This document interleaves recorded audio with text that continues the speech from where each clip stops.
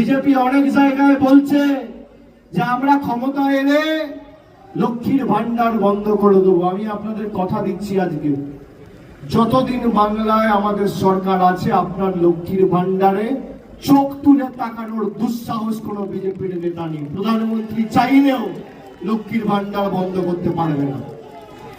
মমতা বন্দ্যোপাধ্যায় যেভাবে আপনাকে পরিষেবা দিয়েছে, আগামী দিনও দেব।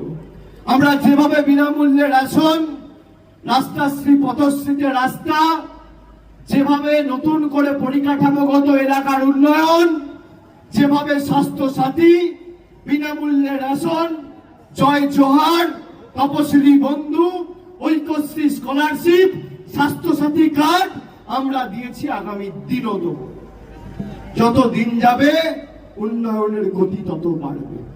আপনারা খালি সাথে থাকুন, লড়াইটা আমরা লড়ে আমরা বুঝে নেবো বাকিটা।